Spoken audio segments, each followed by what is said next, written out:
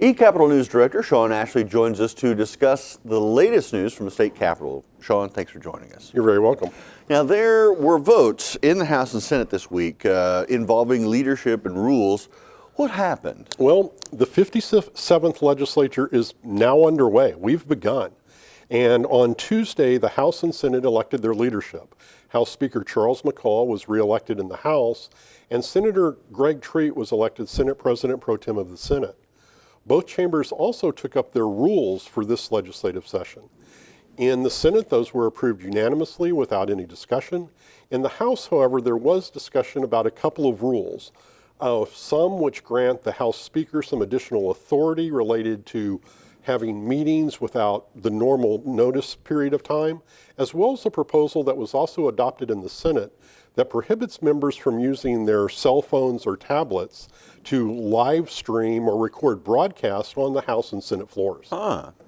There are some big changes that are coming to leadership at state agencies, including the one agency that oversees the financial operations of state government. What's the latest on that? Well, we're going through the transition, the move from Governor Mary Fallin to Governor Stitt's administration.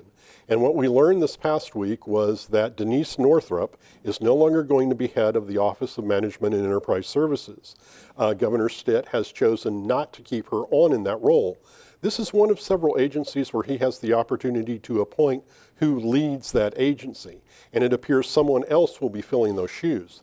He'll also have the opportunity to appoint the director of the Department of Commerce, as well as the State Commissioner of Health, and he could, if he chose, change the director of the Department of Human Services. These are just part of the transition that takes place when you move from one governor to another. There are a lot of bills being filed this week. Legislators continue to pre-file those bills.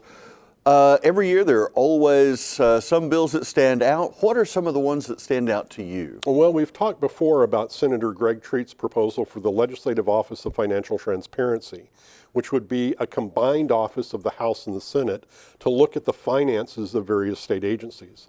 We've already seen Senator Robert Standridge propose an amendment to that, which would expand its authority to also include some work on the budget. Senator Joseph Silk, for example, has also filed Senate Bill 13, which would effectively outlaw abortion in the state of Oklahoma. There are a number of other bills being filed. Even though we're less than a week from the deadline, we're early in the process. Upwards of 2,500 pieces of legislation will be filed. Only 300 have been pre-filed so far. It'll be an interesting year. Just quickly, the pre-budget hearings begin for state agencies. Are lawmakers expecting to hear a lot of requests for more funding this year? From what we have heard from the Office of Management and Enterprise Services, there are a lot of requests for additional funding. Those hearings will begin on January 23rd and continue on the 24th.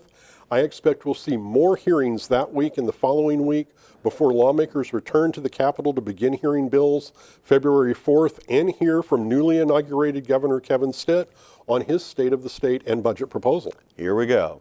Well, eCapitol News Director Sean Ashley, thanks for joining us today. You're very welcome.